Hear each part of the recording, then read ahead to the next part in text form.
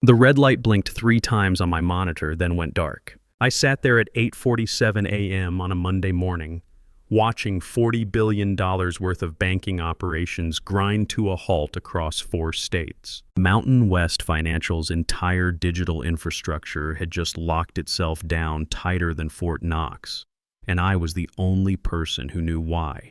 My name is Carter Wells. I'm 52 years old, and 3 weeks ago some hotshot CEO thought he could fire me to save money on my pension. He was wrong, but let me back up here because this whole mess started 28 years ago when I got out of the Army Corps of Engineers and decided banking might be a stable career. Back then, computers in banks were basically glorified calculators, and most transactions still moved on paper. I started at First Colorado Bank as a junior systems analyst, making $28,000 a year and thinking I'd hit the jackpot. I built my career through 3 bank mergers, 5 different computer system overhauls, and more regulatory changes than I can count. Every time the feds came up with new rules, Sarbanes-Oxley, Basel III, Dodd-Frank, guess who had to figure out how to make the computers comply? That would be me. The thing about compliance work is that nobody notices when you do it right. When the FDIC auditors show up and find everything in order, when wire transfers clear without triggering money laundering alerts, when customer data stays secure, that's just Tuesday for guys like me. But screw it up once, and suddenly everyone knows your name. I learned that lesson watching other banks get hammered with penalties. Wells Fargo paid out billions for their fake account scandal. Deutsche Bank got hit for $150 million in anti-money laundering failures, all because somebody cut corners on the systems that were supposed to catch problems before they became disasters. So when Mountain West Financial hired me 12 years ago to overhaul their compliance architecture, I built something different. Something that wouldn't just follow the rules, but would protect itself from people who didn't understand the rules. I called it the Guardian Protocol, though I never put that name in any official documentation. Here's how it worked. I designed 3 core authentication modules that handled every banking transaction. Think of them as the foundation of a house. You can change the paint, replace the windows, even remodel the kitchen, but mess with the foundation without knowing what you're doing, and the whole thing comes down. I filed patents on all 3 modules through my LLC, Brooks Technical Solutions. Standard practice in our industry. The bank gets to use the technology, I keep the intellectual property rights, everybody wins. The licensing agreement renewed automatically every year with one important clause: if the patent holder gets terminated without proper succession procedures. There's a 30-day grace period to work out new arrangements. That clause was my insurance policy against exactly what happened 3 weeks ago. I should probably mention why this whole thing matters to me personally. I make $180,000 a year, which sounds like good money until you factor in the mortgage payment on my house in Littleton, $2,800 a month, thanks to Colorado's real estate boom. Then there's my mother in Phoenix, who needs assisted living at $4,200 a month. Social Security doesn't cover that kind of expense. I live alone with my German Shepherd, Scout, in a 3-bedroom house that's too big for me, but perfect for working on my 2018 Silverado in the garage. Divorced 8 years ago. Turns out working 60-hour weeks during banking crises isn't great for marriages. No kids, which probably made it easier for them to target me for elimination. See, that's what this really was, elimination. Not layoffs, not restructuring, just getting rid of expensive older employees before they could collect their full pensions. My pension payout was scheduled to be $2, $3 million when I hit 55. That's a lot of money for a company looking to cut costs. Enter Trevor Nash, our new CEO. 34 years old, Harvard MBA, brought in from private equity 6 months ago with a mandate from the board. Cut operating expenses by 20% within 18 months, or find yourself a new job. Trevor looked at the books and saw one guy making nearly $200,000 a year who could be replaced by some consultant from Chicago at half the price. What Trevor didn't know, what he never bothered to find out, was that this particular expensive employee held the keys to every critical system in the bank. I tried to like the guy, honestly. He seemed smart enough, and he was under a lot of pressure. Young family, big mortgage in Cherry Hills Village, the board breathing down his neck. I even felt a little sorry for him when I heard through the grapevine that his own compensation package was tied directly to cost-cutting targets. But Trevor had one fatal flaw. He thought everything could be optimized with MBA frameworks and consultant reports. When I tried to explain why certain compliance procedures couldn't be streamlined, He'd get this look like I was just another old-timer afraid of change. The tension started building about 3 months ago when Trevor brought in his efficiency team, recent graduates who thought they could revolutionize banking with artificial intelligence and agile development. Nice kids, but they wanted to bypass security protocols that took me years to perfect. When I pushed back, Trevor started excluding me from planning meetings. That's when I knew my days were numbered. In corporate America, once you become the guy who says no to the boss's pet projects, you're marked for elimination. It's just a matter of time. The writing was on the wall when Trevor started asking questions about succession planning. Not the good kind of succession planning where they develop internal talent, the kind where they figure out how to replace you with someone cheaper. He brought it up during our monthly compliance review meeting. "Carter, I've been thinking about knowledge transfer procedures. How quickly could someone else get up to speed on your systems?" I should have seen it coming. In banking, when they start talking about knowledge transfer, somebody's about to get transferred right out the door. Here's the thing Trevor didn't understand about what I'd built. The Guardian Protocol wasn't some separate program sitting on a server somewhere. It was woven into the fabric of every single banking operation. Customer authentication, wire transfers, regulatory reporting, fraud detection. Everything flowed through the modules I designed and patented. Think of it like the electrical system in your house. You can change the light fixtures, upgrade the appliances, even remodel entire rooms. But if you mess with the main electrical panel without knowing what you're doing, you're going to sit in the dark until a qualified electrician fixes the mess. The technical details get complicated, but here's the simple version. Every transaction that moved through Mountain West Financial had to pass through my authentication framework. It was all SOX 404 compliant, built to satisfy the most demanding FDIC auditors, and designed to fail safe rather than fail open. That last part was important. Most systems are built to keep working even when something goes wrong. Mine was built to stop working if something fundamental changed, like the original architect suddenly disappearing without proper transition procedures. I documented everything, of course. 26 years of technical specifications, decision trees, and system architecture diagrams. But documentation isn't the same as understanding. It's like having a repair manual for a jet engine. Doesn't mean you can fix one without proper training. The patents were the key to the whole thing. I'd filed them back in 2018 when Mountain West went through their last merger and everyone was worried about job security. Standard practice in our industry. Engineers protect their intellectual property. Companies get licensing agreements. Lawyers make sure everybody's covered. The licensing deal was straightforward. Mountain West could use my authentication modules as long as they maintained proper succession protocols. If the patent holder got terminated without a 30-day knowledge transfer period, the license would suspend until new arrangements were made. I thought it was good insurance against exactly what happened next. Friday afternoon, Trevor's assistant called. "Could I come in Monday morning for a brief meeting? Just some paperwork to review." The way she said it, all professional and careful, I knew this wasn't about paperwork. I spent the weekend working on my truck and thinking about what I'd say. Scout seemed to sense something was up, kept following me around the garage, watching me with those intelligent brown eyes. Dogs are good at reading people. Better than most humans, anyway. Monday morning, I drove to the office for what I figured would be the last time as an employee. My badge still worked at the parking garage, still got me through the lobby security, still opened the elevator to the executive floor. That should have been my first clue that Trevor had screwed up the timing. His office was corporate minimalism at its finest. Glass desk, no personal photos, everything designed to look efficient rather than welcoming. Trevor was sitting behind his laptop, looking like he hadn't slept much. When I walked in, he didn't offer me a seat. "Carter, thanks for coming in. I'll get straight to the point." I appreciated that, actually. No small talk, no fake pleasantries. "The board has decided to accelerate our operational efficiency timeline. We're eliminating your position effective immediately." He slid a folder across his desk. Termination paperwork, COBRA insurance information, and a check for 2 weeks severance. What wasn't there was anything about my pension. "This is it?" I asked. "It's a generous package. 2 weeks pay, and we're not requiring a non-compete agreement." Generous. After 12 years of keeping the bank compliant with every federal regulation on the books, 2 weeks was generous. "What about my pension benefits?" Trevor's hands were shaking slightly when he reached for his coffee cup. "HR will be in touch about that. There are some complications with the vesting schedule." Complications, that's corporate speak for we're going to fight you on every dollar. I looked at this young executive, and he was young, despite the expensive suit in the corner office, and realized he had no idea what he'd just done.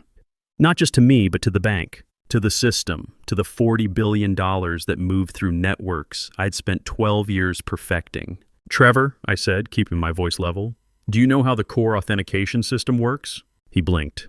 "That's what the tech team is for." "Do you know who holds the patents on the compliance modules that keep the FDIC happy?" Another blink. "Carter, this isn't personal. It's just business." That phrase, "it's just business." Like 12 years of my professional life was just a line item on a spreadsheet. I stood up, left the paperwork on his desk, and walked out. Didn't sign anything, didn't shake hands, didn't say another word. What was the point? He'd already made his decision and clearly thought he could just plug someone else into my role like replacing a printer cartridge. The security guard in the lobby, Tommy, been there almost as long as I had, looked embarrassed when he had to escort me out. "Company policy," he said. "Nothing personal."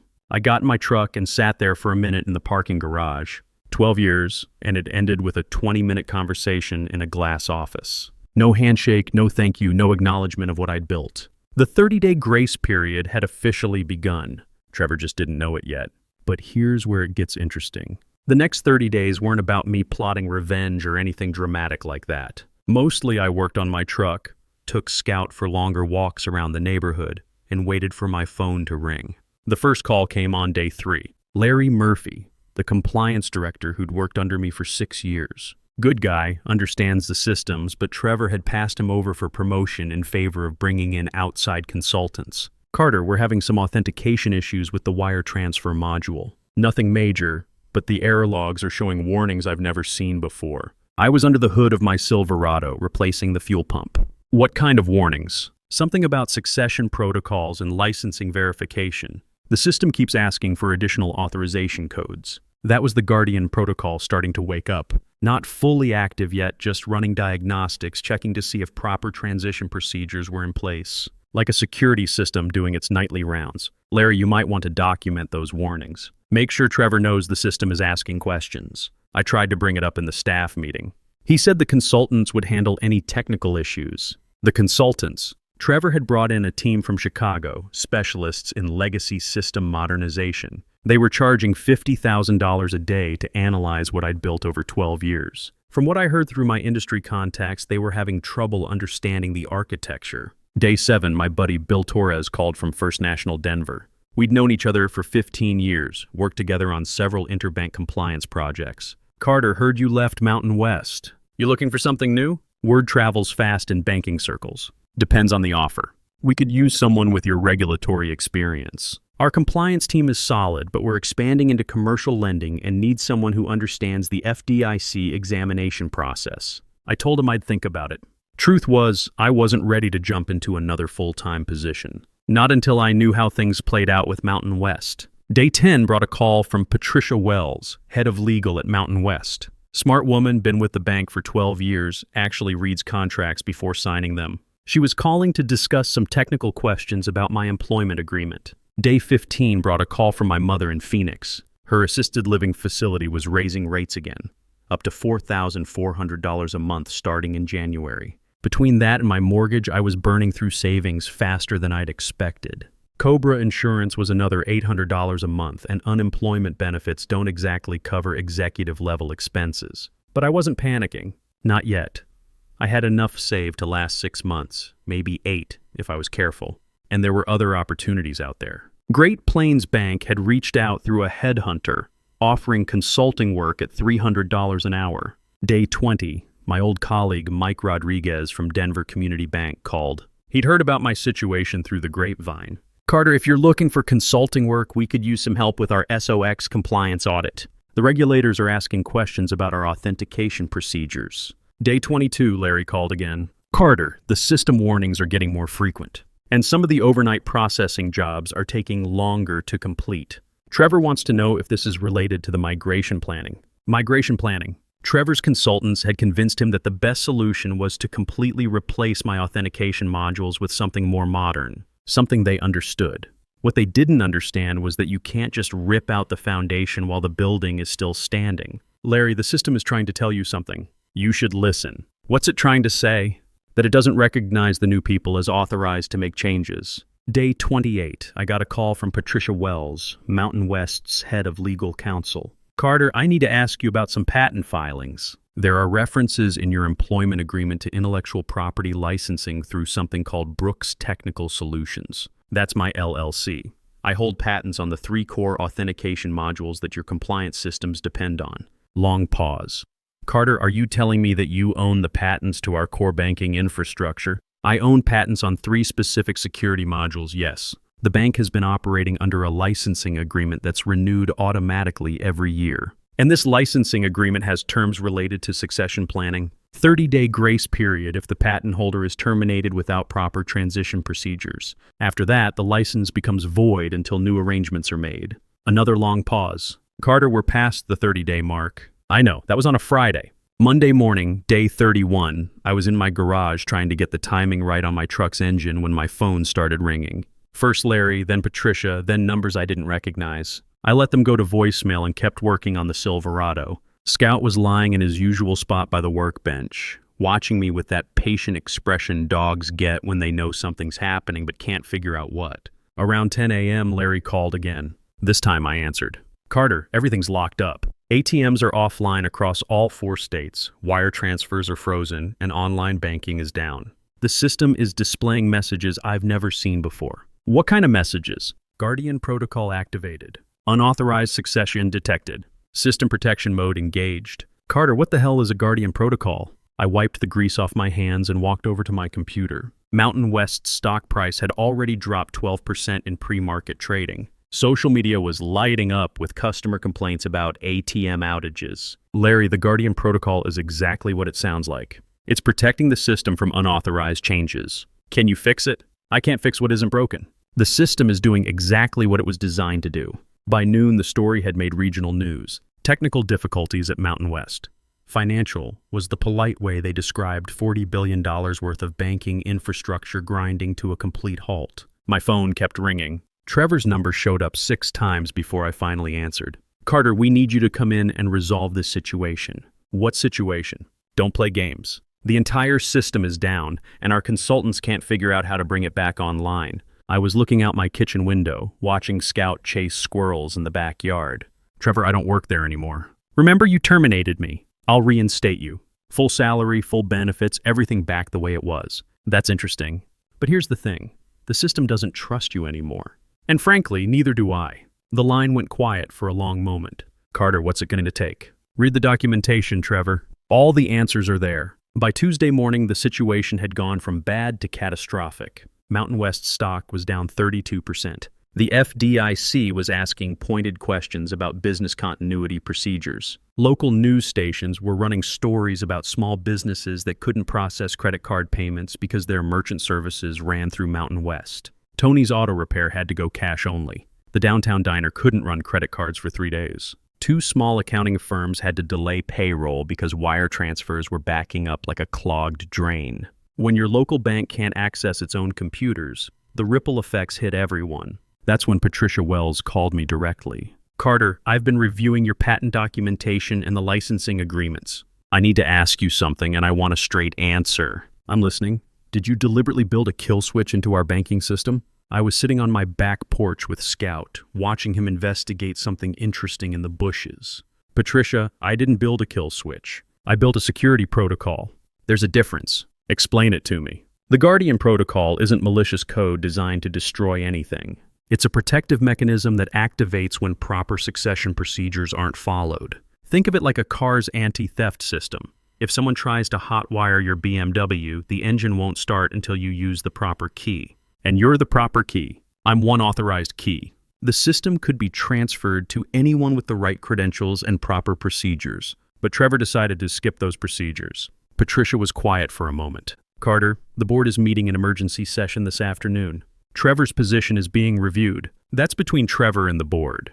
What would it take to restore system access? Proper succession protocols, which means bringing me back as an employee in good standing, conducting formal knowledge transfer with my designated successor, and ensuring the transition is handled professionally. And if we do that, then the system recognizes the new authority structure and normal operations resume.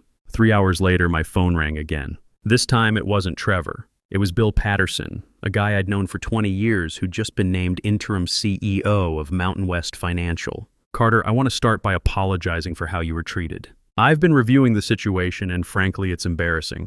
Bill was old school banking, worked his way up from branch manager to regional president, understood that banks are built on trust and relationships, not just spreadsheets and efficiency metrics. I appreciate that, Bill.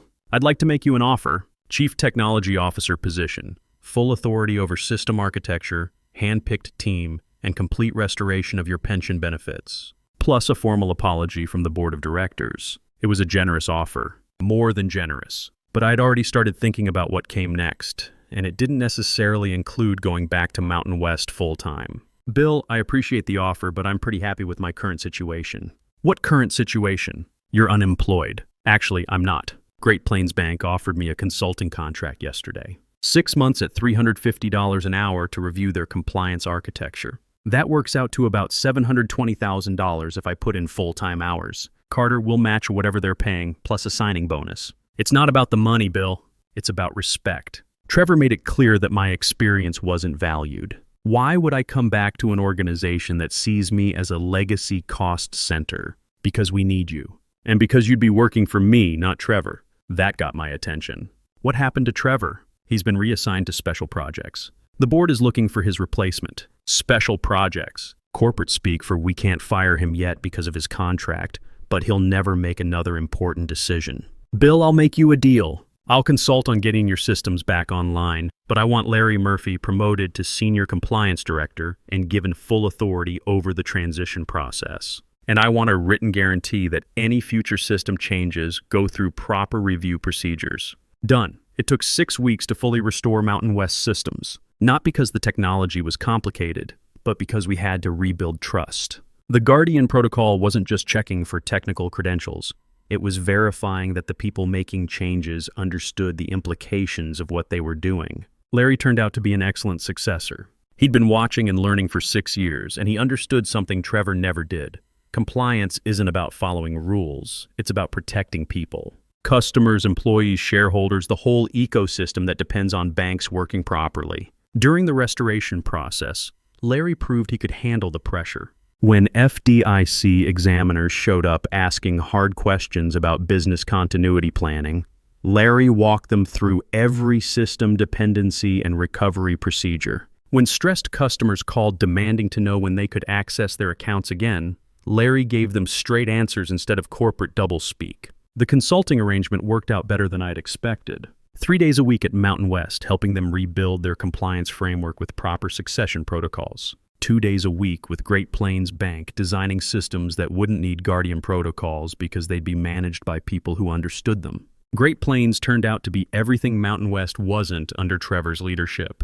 Their CEO, Patricia Stone, had been running community banks for 30 years. She knew that technology serves the business, not the other way around. When I explained how authentication systems needed to integrate with regulatory reporting, she asked intelligent questions about risk management instead of demanding cost-cutting timelines. The industry took notice of what happened at Mountain West. Banking publications ran stories about single-person dependencies and succession planning. The American Bankers Association invited me to speak at their annual compliance conference about building resilient systems. Other banks started reaching out, asking me to review their own technical architectures for hidden vulnerabilities. My presentation at the Denver Banking Forum drew over 300 attendees. I called it the human factor in system design and focused on why technical safeguards matter when corporate priorities shift. After the talk, a dozen compliance officers came up to share their own stories about being pressured to cut corners on security procedures.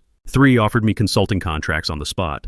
Trevor ended up leaving Mountain West about 4 months after the crisis. The official story was that he'd accepted a position with a fintech startup in Austin. The real story, according to Larry, was that the board gave him a choice between resignation and termination. His efficiency initiatives had cost the bank $40 million in lost business, stock price damage, and system restoration expenses. Last I heard, his new company was trying to revolutionize cryptocurrency trading with artificial intelligence. Same playbook, different industry. Bill Patterson brought in a permanent CEO about 8 months later, a woman named Sandra Martinez who'd run regional banks in Texas for 15 years. Sandra understood something that seemed to escape a lot of younger executives. Institutional knowledge isn't overhead, it's competitive advantage. Her first act was creating a formal knowledge transfer program for senior technical staff. Her second was establishing a technical advisory board with voting authority over any system changes that affected core banking operations. The whole experience taught me something important about the difference between building systems and building relationships. You can architect the most elegant technical solution in the world, but if the people using it don't understand why it exists, they'll find ways to break it. That's why I spend part of my consulting time now teaching younger engineers about succession planning and knowledge transfer. Not the bureaucratic kind that lives in HR manuals, but the real kind that happens when experienced people take the time to explain not just what they built, but why they built it that way. My financial situation stabilized better than I'd expected. The consulting contracts with Mountain West and Great Plains Bank brought in about $900,000 that first year. Great Plains offered me a permanent position as Chief Compliance Officer, but I decided to stay independent. Being a consultant gives me something I never had as an employee: the ability to walk away from clients who don't respect the work. My mother's care is covered now, and I've got enough saved for a comfortable retirement whenever I decide to hang it up. The house in Littleton is paid off, thanks to the consulting income. Scout's getting more walks than he knows what to do with, and my Silverado finally runs the way it's supposed to. I joined a classic car club and started going to weekend shows around Colorado. The banking industry keeps changing. New regulations, new technologies, new ways to move money around the world. Some of it's legitimate innovation that makes banking faster and safer. Some of it's just buzzwords and venture capital looking for the next big disruption. But here's what doesn't change. People need to trust that their money is safe, that their transactions will clear, that the systems protecting their financial lives won't fail them when it matters most. That kind of trust isn't built by algorithms or disrupted by startups. It's built by people who understand that with great technical power comes great responsibility. People who know that cutting corners on security today creates disasters tomorrow. People who document their work, train their successors, and build systems that protect themselves when nobody's watching. I got a call last month from a compliance officer at a bank in Phoenix. They'd heard about my work at Mountain West and wanted to discuss their own succession planning challenges. Turns out they had a similar situation. A senior architect approaching retirement, critical systems that nobody else fully understood, and a new management team focused on cost reduction. "What would you recommend?" she asked. "Document everything twice, train your replacement properly, and make sure the people making decisions understand what they're deciding," I told her. "And if they won't listen, build in some safeguards." I've started working on a book about technical succession planning in regulated industries. The working title is Building Systems That Survive Their Builders. It's not just about banking. The same principles apply to healthcare systems, power grids, transportation networks, any infrastructure that people depend on.